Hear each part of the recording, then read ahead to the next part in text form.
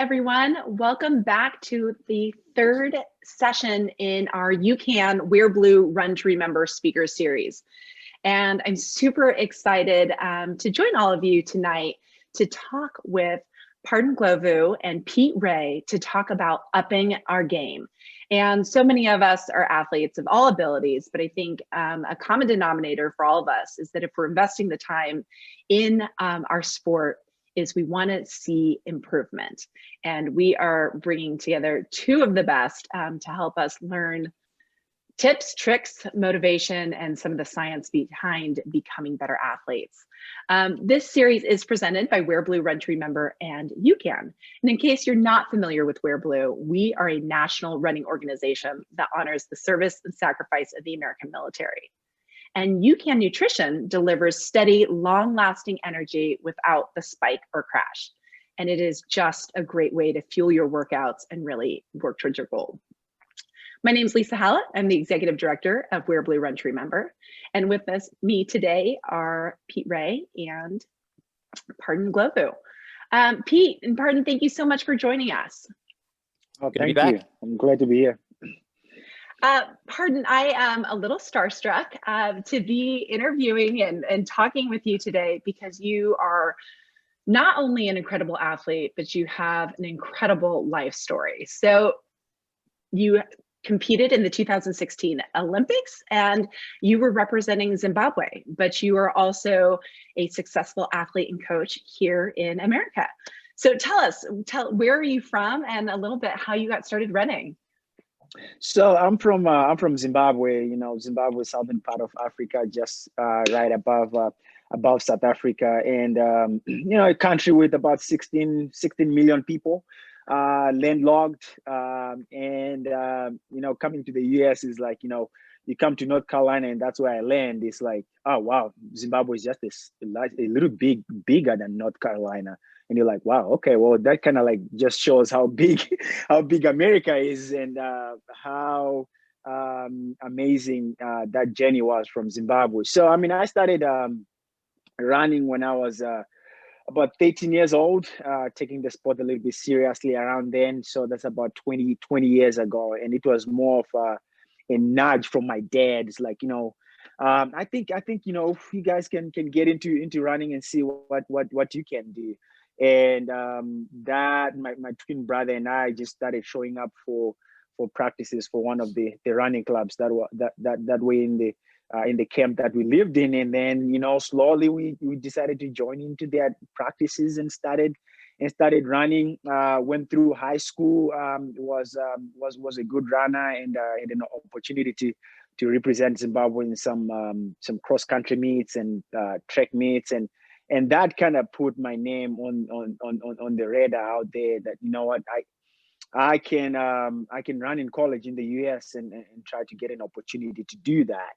And so graduated college in 2000 and no, high school, not college. Graduated high school around 2006, and from then onwards, you know, trying to look for opportunities. And I honestly wanted to go to Division I schools in the US because I believe that my talent and my abilities were good enough to compete at that level. But my grades were not really that good to get into D1 schools. So I mean, you know, my first school that recruited me was Penn State. Couldn't get in because the grades were not good, but the talent was there. And then almost went to University of Idaho, but fortunately enough, landed at a D2 university, University of North Carolina at Pembroke, where I ran cross country and track and was very successful there. And that's when kind of my journey of running was a little bit elevated because I started running some good times. And then in 2012, you know, one of my coaches was like, wow, you know, there's you know, it's an Olympic year. And Zimbabwe only had 2 athletes that had made the Olympic team for the marathon. And he was like, I think you can make the Olympic team with being a third guy in the marathon. I'm like, I've never run a marathon before, a long run over 20 miles then. And he's like, oh, well, let's give it a try. So I was like, okay, sure. So after nationals in 2012, my first marathon was in Duluth, Minnesota, the Grand Mass Marathon. So I signed up for it. Like, hey, can I get in? And I was able to get in entry and stuff. Never ran a marathon before. I've only ran a half marathon, and showed up on the line, and that was a rude awakening because marathon is different beast. I was like, I could run a half marathon and just replicate that twice and be okay, and maybe run in Olympics qualifying standard. But that did not happen that day, and I hit a wall at 16 miles, and I was pretty much crawling and pretty much almost walking the last 10 miles to just get to the line. And from then onwards, I told myself I wasn't going to do a marathon ever again. Because I was so much in pain, I was so dehydrated, and I spent about an hour in the Red Cross tent because I was cramping, and they were just trying to rehydrate me. And the biggest, I think, looking at it a few years later, the biggest mistake that happened on that particular day was I didn't know anything about hydration. I didn't know anything about fueling, and I just went in without really just the training, thinking that I was good enough to do it, because at that point I was like, who takes fuel during marathons? Not professionals.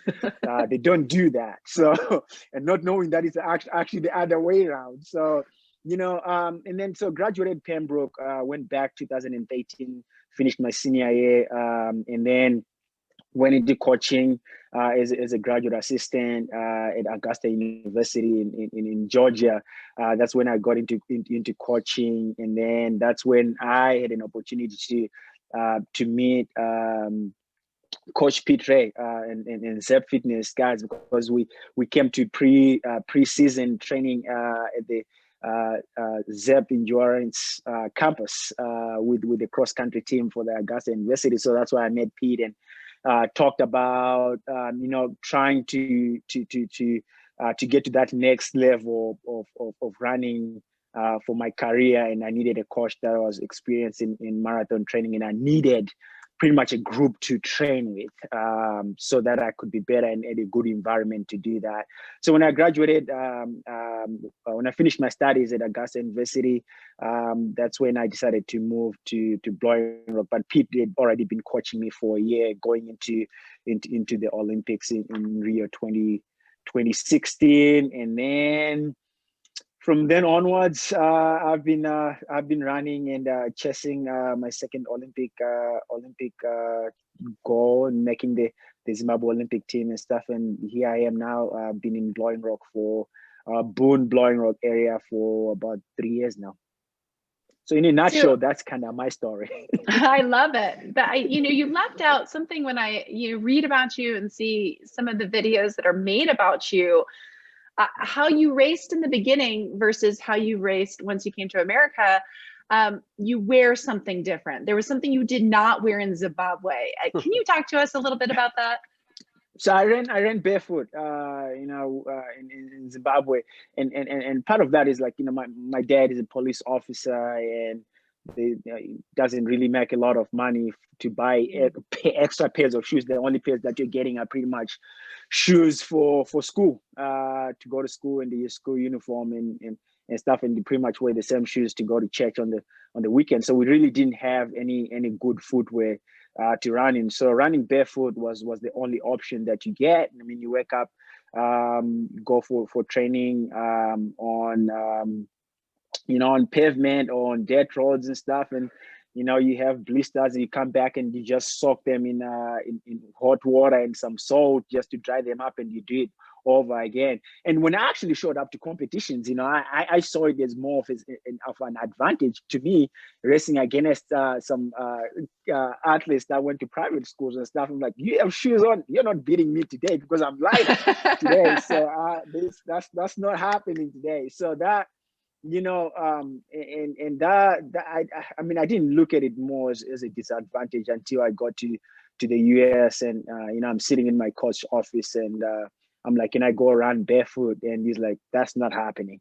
I'm like, why? Why is it not happening? That's what I'm used to, and for me to run fast, that's what I know. All the races I ran, for you to recruit me and all the races I did, I pretty much ran. I mean, I ran barefoot. So why shouldn't I do it now? And it was more of the conversation like, oh, it's for your health, and I don't want you to take some time off and all that kind of stuff. And you just told me, anytime you need a pair of shoes, just come to my office and I'll give them to you and stuff. So it's one of those things that kind of made a huge difference in my life, where it was just a pair of shoes that I didn't have any access to, and now I'm getting them at a regular basis. And it's like, oh my goodness, how much of a difference that made, training consistently, and protecting my feet and all that kind of stuff. And I wanted to do it for many kids. So that's why, we collect shoes, and we've collected shoes since 2011, when I went back home up my sophomore year, because I came to school in 2009. And when I went back home, I mean, I started with like just 11 pairs and that I got from my teammates, and some shoes that I had, and just went back to my school and gave them to some kids. And then, a few years later, we had 30 pairs. And then the last time we went in 2016, I had more than, I think I had 50 pairs that I took. And then now we just sent a shipment of like more than a little bit over 1,000 shoes that we collected and stuff. So just for, for underprivileged shoes that don't have that opportunity. And of course, some of them, they'll use them for running, but most of them just for kids to wear them to go to school, just to have some footwear in them. So yeah, a little bit about that, I guess. Well, I am constantly, everything I've read and seen, I'm just so impressed by your humility, your sense of purpose that you find in running, and how you're constantly using the sport, from your shoes to your motivation, to give back, and to give back to other youth with potential, so that they can have opportunities to realize that. So I just love you influencing us and being a part of this conversation today. And Pete, so I'm going to turn to you real quick. And, it's obvious chatting with Pardon why coaching can be so amazing. But for you, I mean, you work with athletes of all abilities. What makes you passionate about helping athletes improve their performance? I guess, in a nutshell, because I've coached, going back to when just after I finished my undergraduate degree, started coaching on the club and high school level, then in 1993, and up to the last 20 years, where I've coached full-time pros for a living. And I would say that on every level, I mean, I remember specifically, we had one young lady on the high school team I coached in Georgia. It was Walton High School in the Atlanta area. And her first 5K race her freshman year was 34 minutes. I mean, it was sort of a walk jog. And the end of that year, the end of her freshman year, she ran 23 minutes on the same course. And now, obviously, when you get to the pro level, you look to shave off seconds, or maybe a minute or two in the marathon. But so those improvements are fairly rare, but it just is so heartwarming as a coach to see people improve. And I think we alluded to this when we had our first talk with Gary Bremer a couple of weeks ago, that as much as fitness is the great benefit of running or swimming or walking or any fitness related activity, I still believe that deep down, everybody really likes to improve. Wherever you are, wherever you're starting, it's really fun to get better and to move faster. So for me, selfishly, my motivation as a coach, with the Zap Endurance athletes I coach here, the club athletes that I coach as well, and back to when I started coaching, nothing is more fun than seeing people improve. Absolutely. Absolutely. And so today's conversation is about improving. And so we started the speaker series talking about the beginner athlete 101. How do we get into the sport and do it smartly? And then last week we talked about nutrition, and now we've moved into this space where how do we take it to the next level?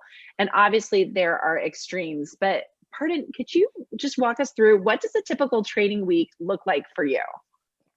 So typical training week, I get pretty much a structure of what's coming up on for the following week on Saturdays. So I get a text from the coach. Okay, this is what we're going to be doing on Mondays, Tuesday, until the next Saturday rolls over.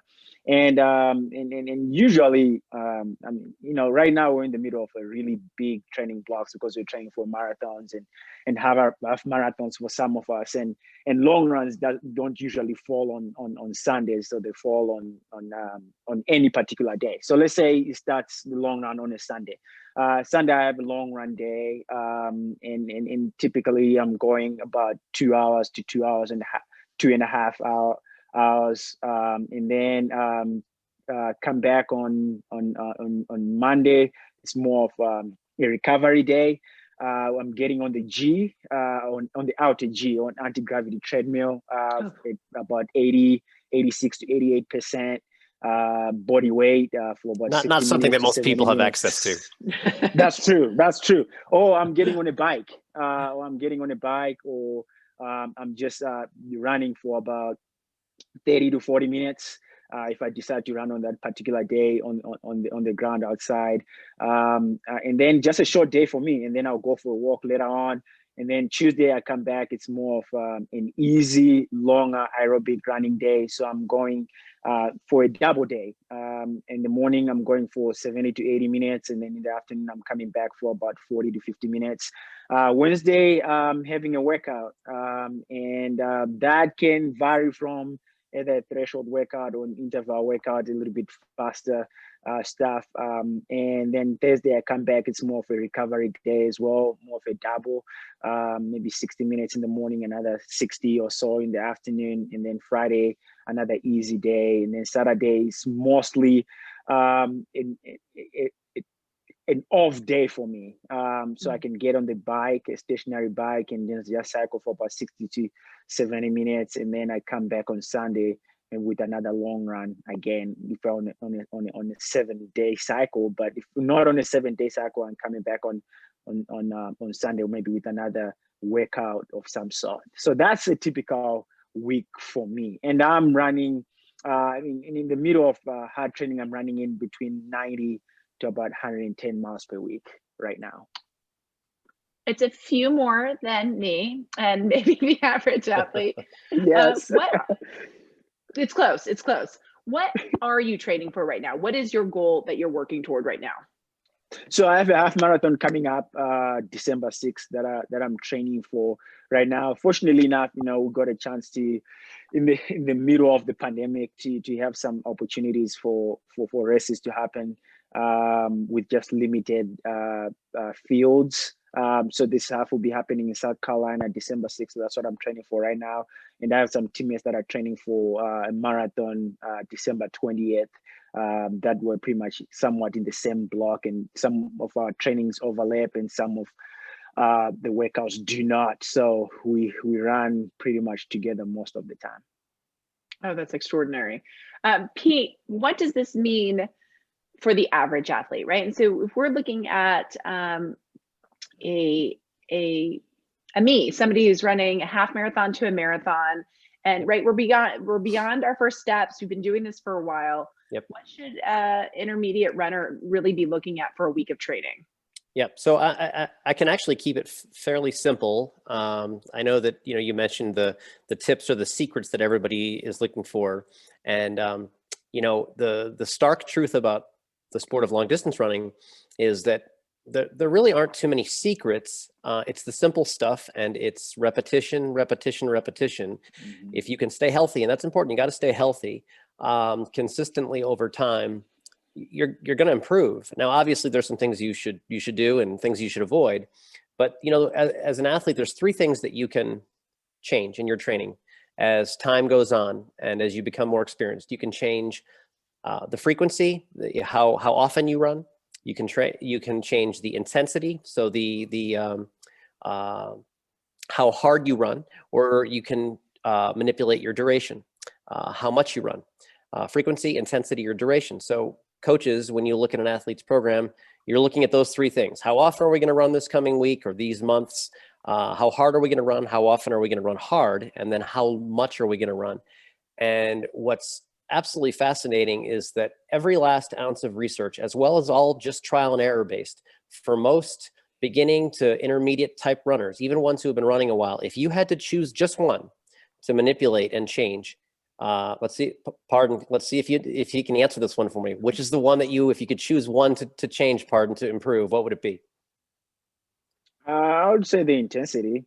Okay, intensity. I would say it's how much you run. Right. If you take someone who says, you know what, for the last 6 months, I've averaged, I'm going to make this up. Maybe you've averaged 12 to 15 miles a week. That's pretty standard for the average American long distance runner, is they run maybe somewhere 12, 15, maybe 20 miles a week. If you took that same athlete and said, you know what, this is the year where I'm going to see if I can average 15 to 18% more than that on an average week. So I'm going to see if I can run 23 to 25 miles average a week for this year. Just adding a little bit of running, even if you didn't change how often you run or how much intensity you do, if you just added a little bit of volume, the overwhelming majority of runners improve.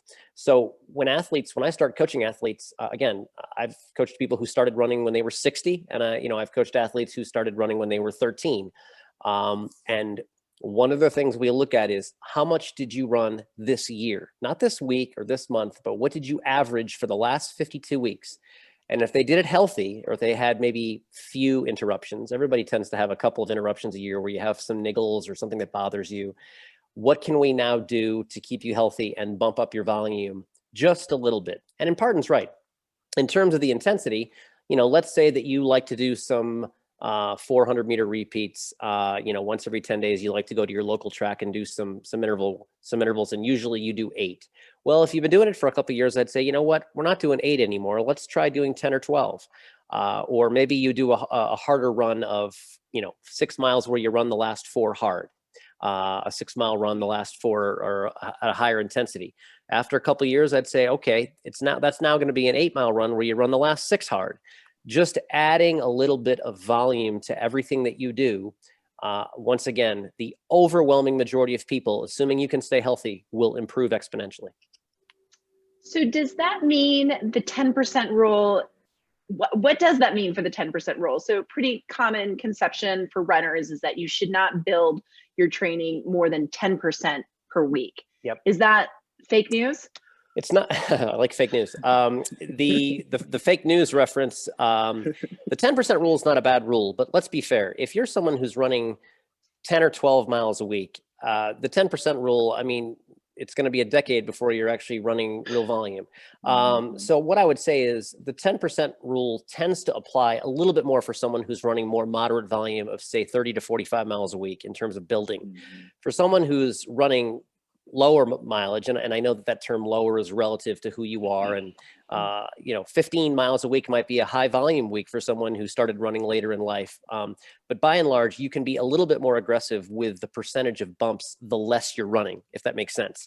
Whereas someone who's running 120 miles a week, and those people do exist, a 10% bump is quite a bit, because that's a 12-mile bump in a week. And then I should have mentioned something else, Lisa, which is huge common mistake amongst runners of every level, pros included, amateurs, and I know Pardon coaches a bunch of people. He coaches 60 or 70 people himself, is not planning rest. So in terms of, raising volume, like I just mentioned earlier, we tend to take a week where we pull back our volume 10 or 15%, generally every 3rd to 4th week. So for example, it might be for your listeners out there, Lisa, it might be, okay, this week I ran 20. Next week, I'm going to run 22 to 23 miles. The 3rd week, I'm going to run 25 to 27 miles. And then that 4th week, I'm going to run 15 to 16. So actually planning a week where you pull back, ironically, most people feel their worst on the pullback week. The hormonal response from when you're training hard is really good. You're kind of jazzed and, man, I'm doing great training. And then you take a rest week, not because you have to, but because you plan to, and you actually feel a little lethargic. But having those weeks where you intentionally pull back and take a little bit of rest is actually how you'll manifest all the harder work from the 3 previous weeks, or the 2 previous weeks. Okay, that's great. Pardon, you talked about a couple things, right? You have some double days in your workouts, in your training cycle of the week. You have workouts and then cross training. I heard some spinning on there. The bike will probably be a more readily available cross training instrument for for us. What do your workouts look like? What role does strength play in your weekly regimen? I mean, strength is in weight training, plays a really, really huge role in keeping us healthy overall, in building that power and strength that you need to run a little bit faster. So most of the work that we do also is supplemental to running. So strength work, we do strength about twice to 3 times a week. So a day before a workout, we do core mostly, and you're pretty much working mostly on the muscles that actually do the work while you're running. So you're trying to strengthen your core muscles, you're trying to strengthen your glutes, your hamstrings, and then the day after the workout, it's a little bit heavier lifting that we do with a little bit of weight, with some squats and all that kind of stuff as well. So it does play a huge role. And I mean, I have an example of a teammate that actually when he got on the team, he was against weightlifting because he thought that it would actually make him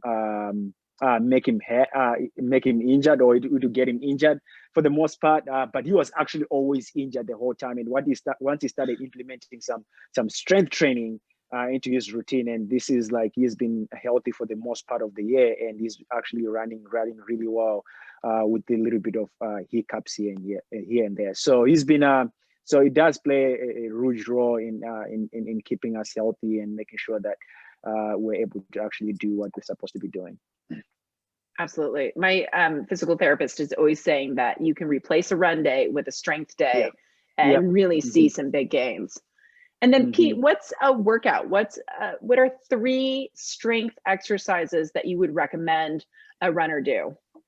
Yeah, I'll give you just, it's funny you mentioned 3. So there are 3 that will help most folks that they can just do, in their living room or in their kitchen. And the one are just some walking lunges. And those are, you're essentially, I wish I had a video, but you're essentially taking steps where you focus on 2 90-degree angles. So the front leg, you lunge down where the front leg is a 90-degree angle, so that knee is not coming out over your foot. Okay, so your shin is perpendicular to the ground. And then your rear leg is also at a 90-degree angle, so the rear leg, the shin is parallel to the ground.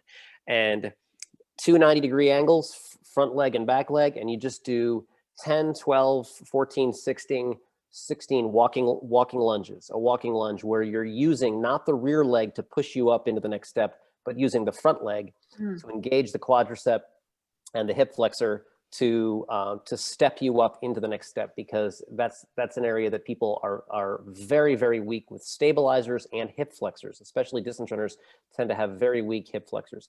The second one is just you can call them Captain Morgans for anyone in your crowd here who likes rum, but you're just standing on one leg and you're holding up, one leg is straight, and then the other leg you're just holding up perpendicular to your body. Hold it for 20 seconds. You would think that would be easy. I'm just holding my leg up in front of my body for 20 seconds. But again, it's engaging that hip flexor and forcing it to go into overload. So 20-second hold on your leg perpendicular to your body. Hold that and do that 3 or 4 times on each leg. And then the last thing that I would really recommend, because one of the areas of big weakness for long distance runners are the glutes, particularly the gluteus medius, the side of your butt. That area, if you watch a runner run at you and you watch their knee, the knees should not dive to the center. You ever seen those people? They land and their knees come together, they'll sort of like the knock-kneed people, right? Generally, that has very little to do with the knees, but it has everything to do with weakness of the glutes. If the glutes are stronger, you'll be able to have less ground contact time. You want to spend as little time on the ground as possible when you're running, and strength of your glutes will reduce ground contact time. And to strengthen those glutes, one of the best exercises is just a simple band walk. So you can take bands, you can get them anywhere. You can buy them at a CVS pharmacy, stretchy bands, and you'll put them around your knees and you will walk sideways legs out, legs together, legs out, legs together, and then go the other direction so that you're engaging those the gluteus medius. And, you know, sometimes you'll just go into overload. I'm working personally with a trainer right now, and we did 20 band walks the other day, and my glutes completely locked up because my glutes are so weak. And it's an area that runners will improve exponentially if you can get some work in on the glutes, on the hip flexors, and on stabilization with doing some walking lunges. Great. Well, and what I love about band walks is even when I'm traveling for work, I just throw that black band into my suitcase and it can go anywhere. Yeah, you're using the black one, so you must have fairly strong glutes. I mean, I use the yellow one. That was a humble brag I tried to just drop in there. What you both, so right, those are 3 great exercises. It's simple. And should I be doing walking lunges, my Captain Morgans, and my band walks? Should I be doing those every day, or should I be just doing those the day after a workout? If you're someone who's never done them before, I would say, hey, week 1, do them a couple times. Like do them on a Monday and do them on a Thursday. And then after you get a macro cycle for adaptation, which is typically 5 to 6 weeks, add a day. Okay, now I'm going to go Monday, Wednesday, Friday. And by the time you get to a couple different macro cycles, and now you're in 3 to 4 months, you can be looking at doing them maybe 4 days a week. You still want to have days where you actually rest so you can manifest the work. Okay, let's talk about rest. You both mentioned how important recovery is, what a kind of underserved facet of training rest is. What does recovery mean for you, Pardon? And what do you tell your athletes about recovery?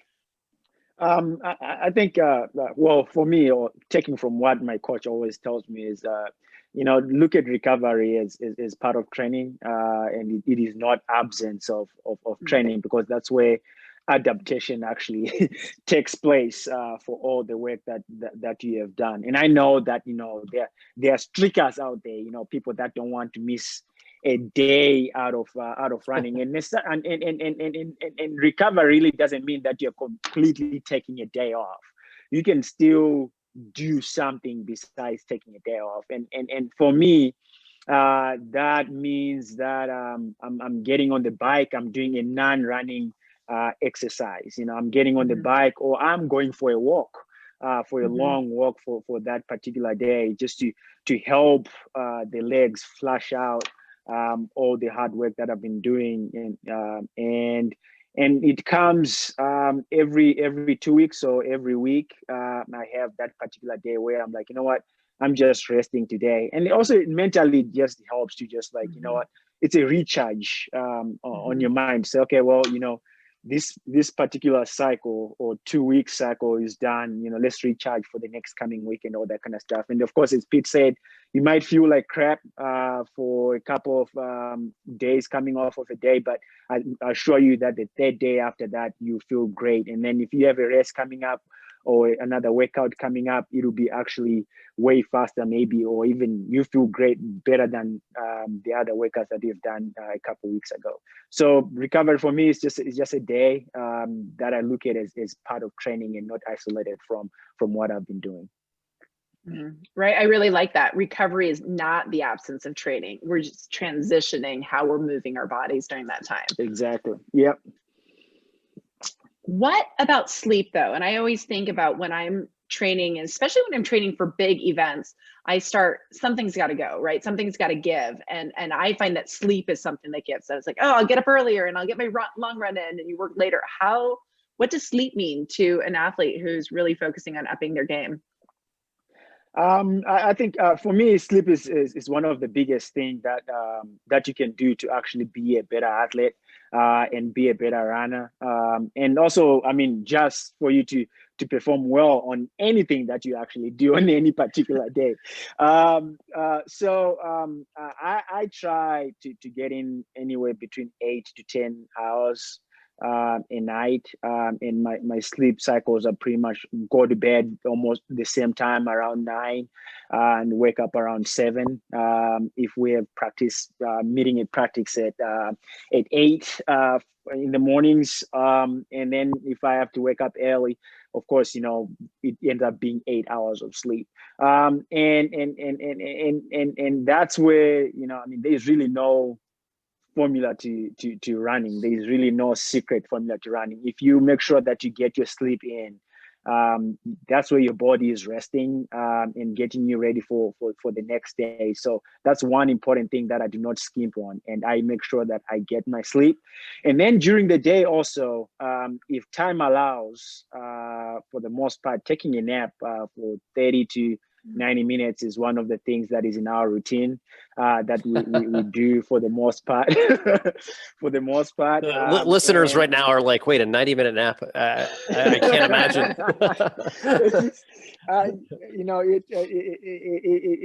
It's one of those things that, I mean, I know it's hard to do for most people because of family and work and everything like that. But I think I'm fortunate enough that I can close my eyes for about be intentional about just being in dark, shut everything down for 30 to 60 minutes or to 90 minutes, and just allow my body to rest. So that's how important sleeping is to me, because I mean, there's it's just the free tool that you have to get you to that next level where you can see some positive results in your running. Absolutely. And the reality is, it is your job to be successful as an athlete, right? And so how Exactly. do you employ all the resources at your disposal to be successful? But I think the takeaway for more of a novice athlete is the power of sleep at night, right? Put the phone away. It's not worth it. That extra 30 minutes, that extra 60 minutes that you can get of quality sleep will have real impacts on your performance as an athlete. And obviously, as you referenced, our performance in life. And I think that's such an important reminder for us. Pete, I love the threes. And so we've talked about, speed is important. And speed was not a part of my training as an athlete for a long time. I'd just go run as long as I could until my playlist ran out. And then I knew it was time to be done.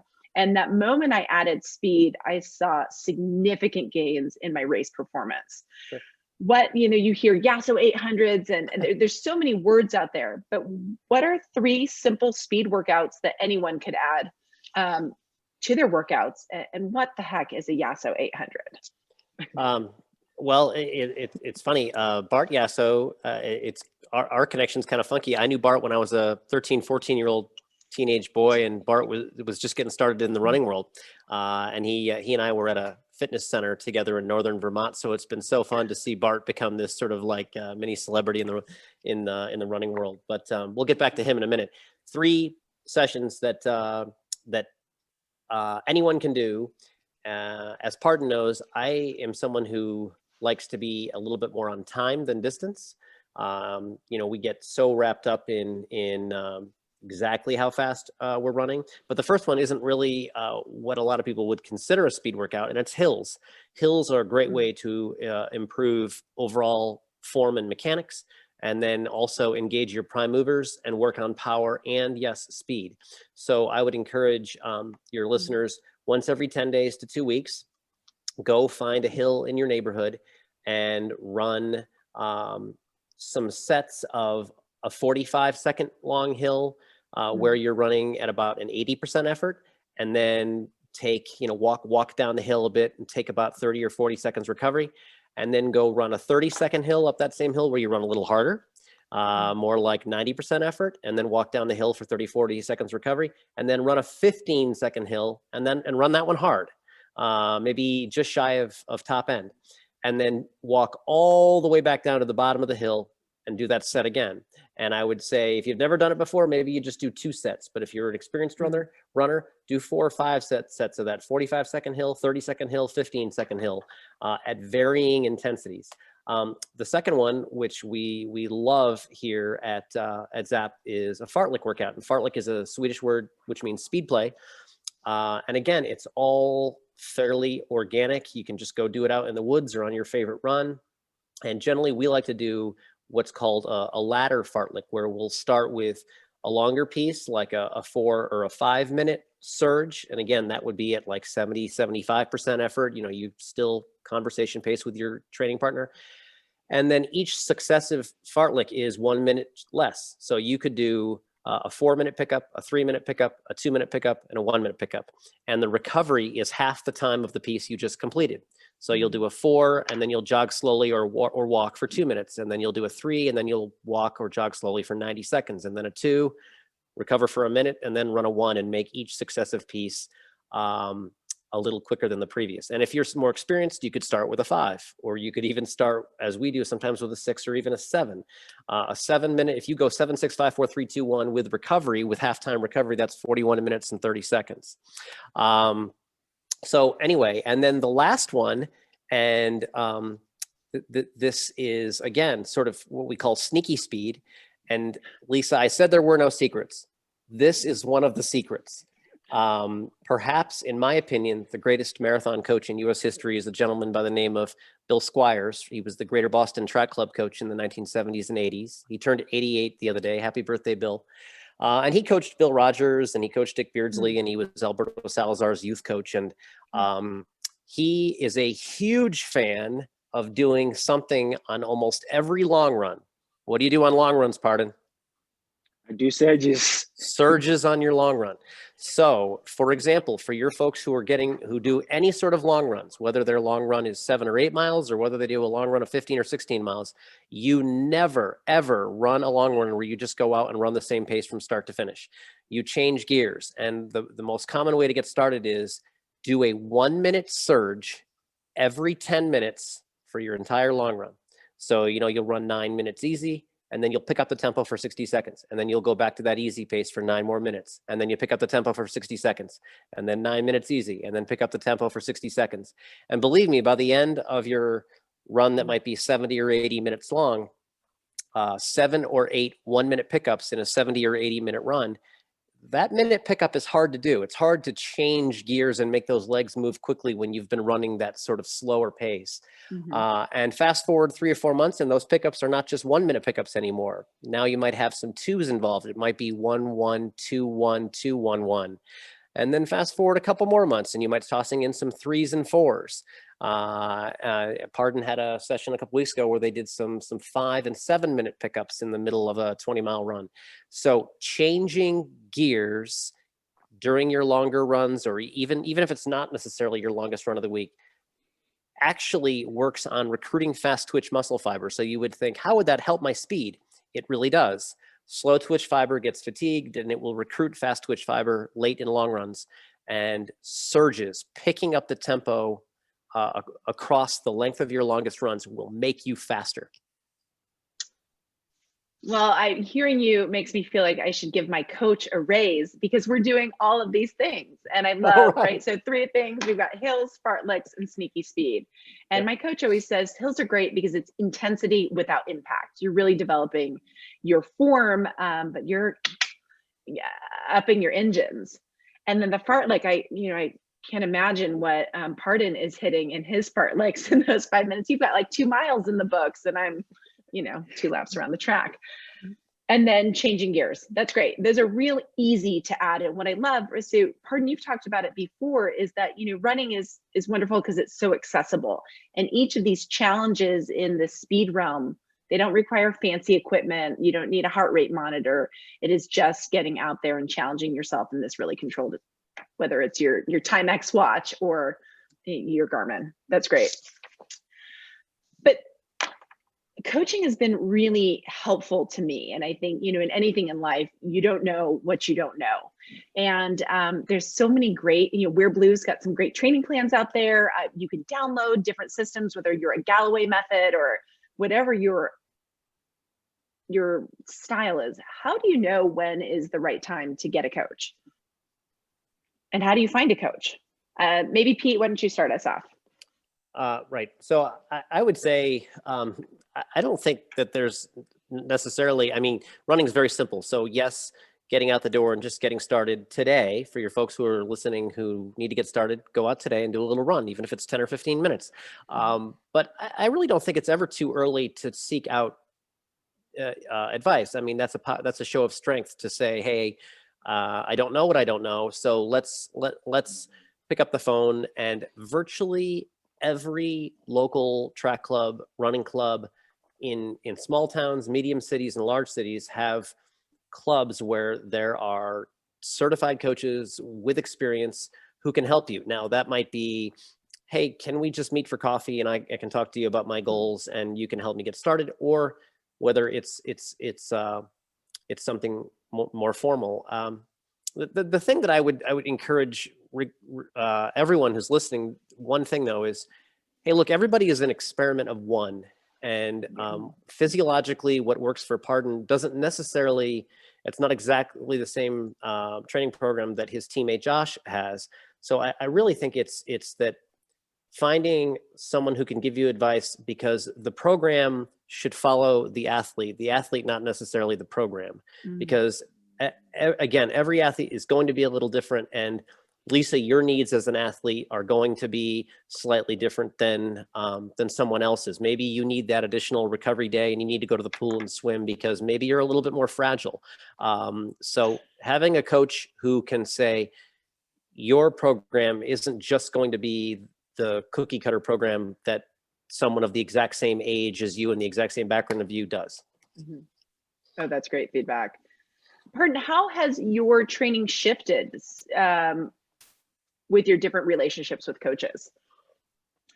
So I've only had a few coaches in my life, college coach. And then when I was in Augusta as graduate assistant, the head coach at Augusta was helping me. And then it transitioned to Pete. So it has changed. I mean, not a lot, of course, different styles of coaching, and I've been able to actually learn from all the different coaches, and mostly it's I think it's more right now, it's more individualized. Of course, in a group, your main focus, you have good guys that you're training with that are able to push you to get to that next level. When you're struggling in a workout, they're able to kind of drag you along. And then when you're feeling good on that day, you're able to drag some people along and stuff, which is something that I really haven't had experience with, just training with people that are at the highest level that I'm at right now. So, I mean, it is, I have a listening coach that caters to my needs as an individual, that knows that I like really fast, short stuff, and can actually able to give me that fast, short stuff. And I've seen some improvements. And then at the same time, the other thing also is learning how to use your mind to help you or to help one achieve their goals, because the mantra here at ZEP is the mind is the athlete, and that has been a big change in my life, and try to actually capture that and use it to my advantage. Okay, such a big topic you just touched on, and that's struggles, right? No run is perfect. And what I love is that you ran your first marathon and you said, I am never doing that again. And I know you're right. So many people say one and done, but then we get the itch again, right? We know how powerful this sport is. So what is your head game? How do you mentally prepare for a hard workout or for race day? So, that's a pretty loaded question, but I would say in simple is we look at, okay, where do you want to go? Okay, so I'm here. Where do I want to go? Do I have a race that is coming up in 3 months? What is the goal to do? What do we want to run when we get to that race? So looking at every day, okay, well, what steps do I need to take in order for me to get there? So looking at those, that goal is more of a direction, not necessarily as like a destination. Okay, what can I do today to be better? So the goal pretty much acts more is a motivation, right? That makes me wake up each day to do that, to do the workout, knowing that, what I'm going to do today is going to help me be better tomorrow and get me closer to running that 64-minute half marathon that is, or sick or whatever, that is coming up in 3 months or in 2 months or whatever. And also, I think mentally for me, it's okay, well, what is the intention of the workout tomorrow? Okay, what are we trying to do tomorrow? Okay, can I just take one rep at a time in the middle of the rep and just focus on that one particular thing I have to do in that minute? And then let's just keep on chunking it as we go. And at some point, it's gonna get hard. Okay, what am I going to do? So I'm going to shift my mind and just focus on something else that is not really happening at that point. Can I use my teammates as motivation to push me over? Say, okay, well, or can I count my steps, or can I focus on my breathing, or can I focus on my on the steps and the form that I'm running right now, and not particularly how I'm feeling at that point. So it's like, some mental cues that you can have to kind of like help you go through some hard workouts and all that kind of stuff. But mainly, the main thing is, okay, what are we trying to achieve tomorrow? Can I fully be present at that point to do what I'm supposed to do, and know that it will help me get to the next day? And I think if you just take that step in one day and focus on what you're supposed to do on that particular day, I think that has helped me actually, go through. And within, I mean, if you look at it, it's like, oh wow, we've gone 2 months and the race is coming up next week. It's been 3 months, and how did we get here? It's because you just focus on that particular day and what you're supposed to do on that particular day. Yeah, I think that's great. Real tangible too. So each day or each workout, you're really refocusing on that larger goal, owning what can you do today that will make you better tomorrow, which is just a powerful concept for us to hold in all aspects of our life. Right. And then when you're in that suck moment, you're like, this is terrible. Which happens, but you're owning it, right? You can do anything hard for 4 minutes or for a minute. It's like, you can always take one more step. And I love that idea of that. Right. And then that last little piece that I heard within it ties back to what Pete talked about in our first session is have a buddy, right? And so when somebody's with you, you're more accountable, but you can also lean on them. It's time to tell a really great dad joke, or to pull from their example. But I think there's a lot of pieces, and shift the mind, your form, your breathing out of that moment. Right. Those are great parts. Right. Pete, what are you telling your athletes? You asked about mentally race preparation. What are you thinking about in those days and weeks before your race, whatever it is, whether it's your local 5K or whether it's the Boston Marathon? And one is, and it astounds me how many people don't do this, is have a plan for your race. So know the course you're going to run. Is it completely flat as a pancake, or is it a mountain goat kind of course? And hopefully your training reflects preparing for whatever that race is going to be. That's something also that people tend to forget. Train on the types of topography that you're going to race on, but have a plan. So sit down with someone, generally someone who you can bounce ideas off of, and say, okay, I'm running the Boston Marathon, which, as we know, descends a lot. You lose a lot of elevation at Boston in the first 15.5 miles before you start climbing the Newton Hills. So how are you going to chunk that race in your head? What's the first 15 going to look like? And then how am I going to approach coming up past the fire station and through the Newton Hills? And then when I crest the hill at Boston College, what's that going to look like? Actually have a plan for your race so that you can say, I'm going to go execute that plan. And then the other thing is, this might sound a little bit Darwinian, but hey, remind yourself, races are hard, and it's okay to go hurt. One of the sort of those aha moments that I had as a coach came from two of our athletes in 2003, Dan Wilson and Carl Savage, the day of the U.S. Cross Country Running Championships in Houston, Texas. And it was 6 inches of mud at Buffalo Bayou. I mean, it was just a slop fest that day. And I remember we had a little meeting, the three of us, just to kind of put our arms around each other right before the gun goes off. And Dan said, hey, to his teammate, he said, Carl, just remember, what we're about to do is really, he said, effing hard, okay? It's gonna hurt, and that's okay. Let's embrace that. It's gonna hurt, and when the race is over, we're gonna be fine. But embracing the fact that what you're about to engage in is an uncomfortable thing when you're racing, right? It's not necessarily meant to feel good to go run a marathon. Portions of it might feel good, but you're also going to suffer a little bit, and we gain as athletes and as people through that suffering, and that's okay. But going in knowing it's going to hurt. In sports psychology, they talk about two ways to approach races: acceptance and avoidance. So there's acceptance, which is okay, what I'm about to do is gonna hurt like hell. And I know that, I'm good at suffering, and I'm gonna allow myself to know this is about to hurt. Or the avoidance people, which are people who can say, okay, I feel great. No matter what, they tell themselves they feel great, and they sort of deceive or lie to themselves about how they feel. There's not necessarily a better path, but I've seen more success from the athletes who can toe the line at all ages and abilities and just say, okay, it's a race now. I've trained for it, and I'm going to be able to handle whatever is thrown at me. I can take it.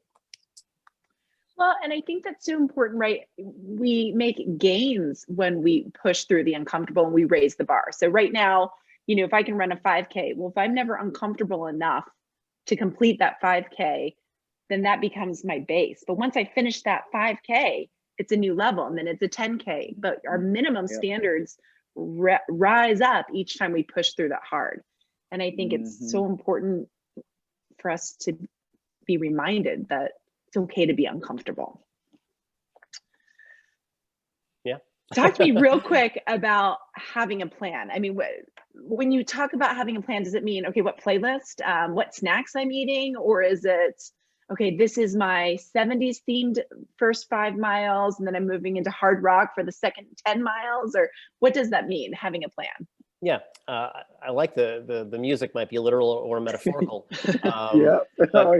But yes to what you just said, like maybe breaking up the race into manageable chunks in your head. Pardon just talked about chunking a race, and what he meant was, when you think about, say, a 5K, it's the most commonly run distance in distance running are 5Ks. They're every weekend in every town, right? So, how do you run a 5K? Maybe you're going to tell yourself the first mile, I'm going to run it this way. I'm going to focus on running the middle mile really, really hard, because that's when people who run the middle mile hard in a 5K tend to see a lot of success. But then, so having a plan where you chunk it into manageable mental blocks is a way to manage a marathon mentally, to say 1 down, 25 to go. I don't think that's the best chunking plan, but maybe for someone it is. But having manageable chunks that you can have in your head, that once you're past that chunk, it's done. Whether you did a great job with it or royally screwed it up, let that part go and move on to the next chunk. And then, so that's what I mean when I say a plan, and actually saying it out loud. Like Pardon and I, before long runs, we'll talk about the intention of the long runs, but we'll also say, hey, tomorrow morning, we're starting the run at 7:30 a.m. I'd like you up by 5:30 in the morning, and making sure you have a nice, easily digestible meal, usually some Ucan energy, and making sure that you're also well hydrated, be moving about. Like, hey, let's walk for 10 or 15 minutes before you leave for the run. We'll even talk through the plan of what we're doing preceding the run or preceding the race, just so it's rote, it's just repetition, that it becomes so regular, which is why you should practice it in training before you get to race day.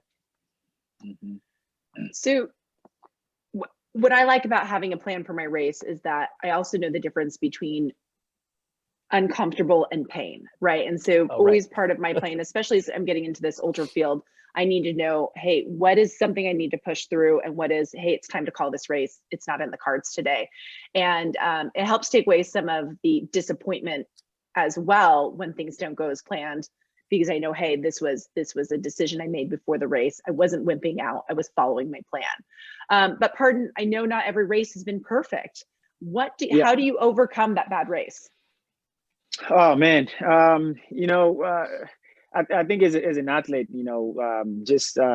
or as a runner, you put in a lot of work to just get ready for that particular race, and then when things don't go well, it's very disappointing, and it's one of those things where you're allowed to grieve, you're allowed to be mad, and I try for myself. I try not to to dwell on it for such a long time. I give myself some time to be mad for about 24 to 48 hours, or sometimes it can take a week. And then after that, we always have a debriefing session. Okay, so okay, let's talk about what happened today. How did you feel? What could have gone differently? What would we have done differently? And then I know that my coach at the same time is thinking about, okay, well, training is looking at training as well. It's like, okay, well, in training, where could we have done something differently? So, after a week or so after a rest, we just sit down and just try to digest what happened and see where we can improve. But, things go wrong most of the time. More than they go right. But I think, keeping on showing up every time and not shying away from the opportunities to be a better runner or to rest well, I think is not a good way to deal with defeat, because you are going to fail. And I think the relationship that one has with failure actually is very important, and failing is actually part of the sport, and how you handle that can define what your running career is going to be like. And I think for me, it's one of those things where you're like, okay, well, there are more opportunities to rest that are coming up. So let's look at what we can do next and focus on that. And yesterday didn't go well. That's fine. We can always do better. Lisa, can I say one quick thing, which is at the beginning of the recording, you asked me about coaching and, what do I love about coaching? And I actually think about one moment with Pardon, and it was the Olympic Games in Rio in the marathon. And I remember we had goals, Pardon had goals for himself and that we were working toward. And, Pardon, as you remember, we had talked about trying to run under 2:15, even on a hot, humid day down there. And the last 7 miles, it went south on Pardon a little bit, and he ended up running 2:18 at the games, and I am watching that last straightaway into the finish line, and Pardon came into the chute, and he came into the chute right with the American Meb Keflezighi, and they hugged each other, gave each other a big hug, and then Pardon said to me, I don't know if you remember this, Pardon, but you're like, I'm gonna be better for today, meaning. Yeah. It wasn't the perfect day. The Olympic Games didn't go as well. And for everyone out there, whether it's, your first 5K you've ever run, whether it's your first marathon, whether it's your 100th marathon, great races or poor ones, you'll be better for it. Yeah, absolutely. Yeah, that's great. It's not if or when, and learn. And as long as we learn, it's a victory in the training cycle. That's great. Yep. Nutrition. We've talked about it at the beginner level. Pardon, what are some challenges you faced in nutrition, and what are lessons learned? Yeah, I've had a lot of challenges with nutrition. After my first marathon, I knew that I needed to fuel, right? Right, it was a good lesson. It was a good lesson, and trying to find the right fuel for me is taken a long time trying to figure out, okay, what actually works for me, what doesn't upset my stomach, and what can I hold down that can actually sustain my energy for longer performances. And the challenges that I've had mostly in training and in marathons is every time I've tried to take something or some fuel down during runs, it just comes back up. I've been to the doctors trying to figure out what was happening and all that kind of stuff.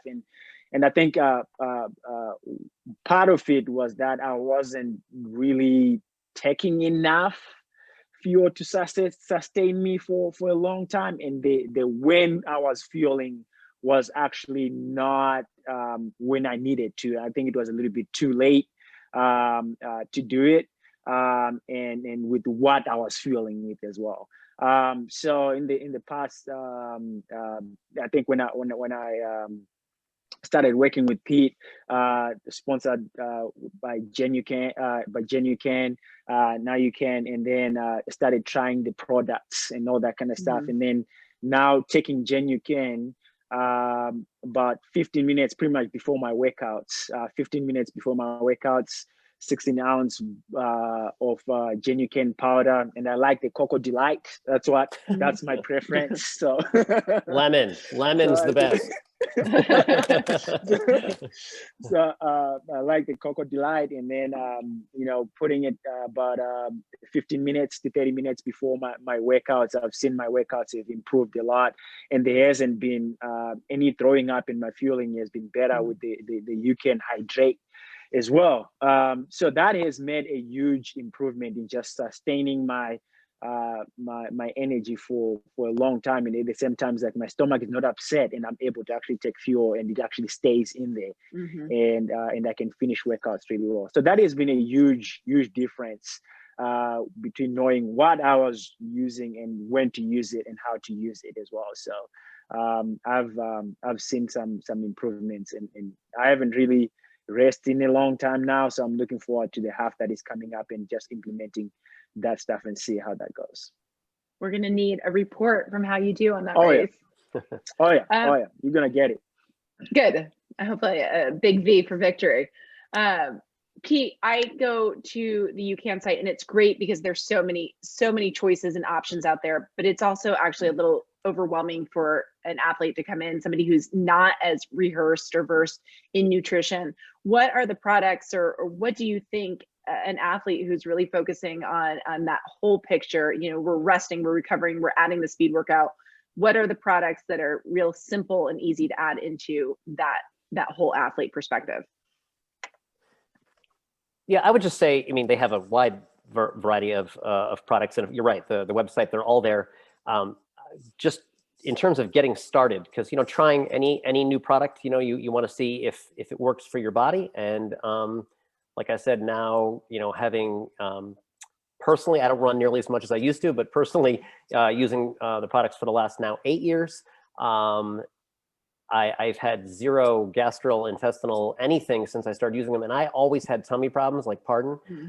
So for me, eating in the morning was always a big problem for me. I think that's pretty common for folks. They roll out of bed, you might have a cup of coffee or tea, and you just don't really feel like putting calories in your tummy. But it's important. You're going to go out for a run. We talked about this with Lauren last week. It's important to have 100, 150 calories, something easily digestible, something where you're not going to get a super crazy sugar spike. Those hypoglycemic spikes are really common if you have something with a lot of sugar. So I really like the bars. Coffee primarily, number one, chocolate peanut butter, but easily digestible, and they taste good. And then for those who probably aren't bar people, because there are people who just don't really like it, just mixing up a packet of the energy, which I have to say, personal preference, I use bubbly water, a little soda water, a little LaCroix with with the Ucan. Pardon's dying right now. He's like, you put LaCroix in your Ucan. I do, and it works really well. It's like a spritzer. But it's got, in terms of, you're looking at 30 grams of starch, and the big one is no sugar. So those are the two. And then Pardon just mentioned the Ucan Hydrate. In terms of electrolytes, Dr. Dan Benardot from Georgia State, who we do most of our nutritional consulting with, he is always saying, if you're an endurance athlete, and Lisa, your people, that's what they are. They're athletes who are out there training. Not just if you're in Florida or Texas or Southern California, people need electrolytes. It cannot just be water. And the Ucan Hydrate packets, which you can just, put in a cup of water or LaCroix, is a great way to get those electrolytes that you might not normally be getting. I didn't know we were having a mixology class today. This is great. LaCroix. Yeah, and in our house, we're a big fan of the bars in the morning. Actually, we just ran out. My son's like, when are we getting more, Mom? And then, of course, the hydrate and electrolytes do matter for all athletes. I have a list of 100 more questions I want to ask, but I know that we are drawing to an end. And is there anything? Okay, no, one more question. I have to ask it. Pardon, what do you think about on a long run? I've got a big long run coming up, and I need some tips and tricks for what I should be thinking about.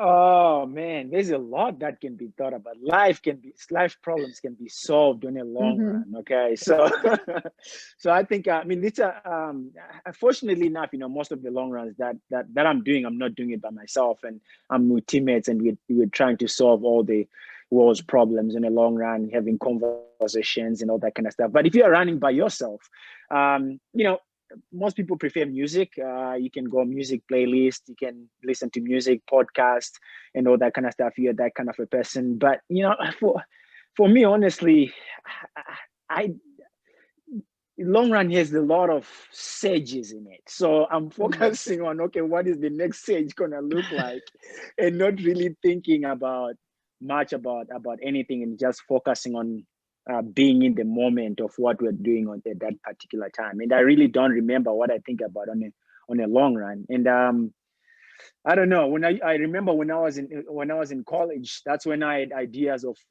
what papers to write. When I used to run by myself, what am I, when I had topics, what papers that are coming up, ideas about papers to write, and all that kind of stuff would come, and I'll do pretty much half of my paper written on on the long run, because I was thinking about which direction to go and all that kind of stuff. But mostly with workouts, that long runs that come with workouts, I think, just focusing on what's coming next and what I'm doing at that moment is what I'm thinking about. Okay. Athlete Pete, not Coach Pete. Athlete Yep. Pete, what do you think about on the long run? I'm a political junkie. Since I was a teenager, I love our democratic system of politics, and we obviously we're in an interesting political time. But I actually like to think about politics around the world and global movements and what's going on in global politics, as crazy as that may sound. All right. I'll take that in consideration before I next run. What are we missing? Is there anything else an athlete who's trying to up their game, get faster, run a little bit longer, a little bit stronger, that you think they should know? I think for me, one thing, just going back to the nutrition part, is some people I know, they have to wake up early in the morning to go run, and as Pete said, it's beneficial for you to start with something early in the morning without running. Just get a bar, eat a bar, it will digest really fast, or just to get some Ucan. That will digest really fast in the morning when you have to wake up at 4 in the morning and stuff. Just start your run with something in your stomach, just so that you're not starting on an empty stomach. And your workouts and your runs and your long runs will actually feel way better after your runs. And then after your run, especially your hard runs, get something to eat, especially Ucan pre-run, post-run is actually really great for that, or a bar. Within 15 to 30 minutes before you eat a meal, to jumpstart that recovery period in your system and stuff. Just get in some Ucan post run with some protein in it, or a bar with some protein in it, and then that will help you recover really well. But I mean, overall, I think it is important to just if you have a structure, that you can follow every day. Say, I'm gonna wake up in the morning at 5 before I go to work. Stick to that structure as much as you can, and running is a game of patience, and if you commit yourself consistently over time, you see some results. So stick to that structure, and success will come, and just define it however you want it to mean to you, and it is unique to an individual, you as a person, and you can be as great as you can be. So yeah. Perfect. That's all I have to say. It's just what needed to be said. Pete? Mine will be short, which is everyone out there is capable of more than they know. We tend to set limits on ourselves, and I would just say to everyone, the one area that if you look at every last ounce of research, how much you run actually matters. And so listen, when you're out there for that loop you love, maybe it's a 7-mile loop around your neighborhood and past the school, and you're coming back towards your house, add one more time around the block. Add one more loop around the field that you like in the middle of your run. add some minutes to your runs, add some miles to your runs when you feel good, and be smart about planning your recovery intermittently, and you will improve. Oh, that's fantastic. Great advice. There are so many nuggets from today's session. So thank you so much for joining us. We need athletes like you. You remind us what the human potential is, how to challenge ourselves.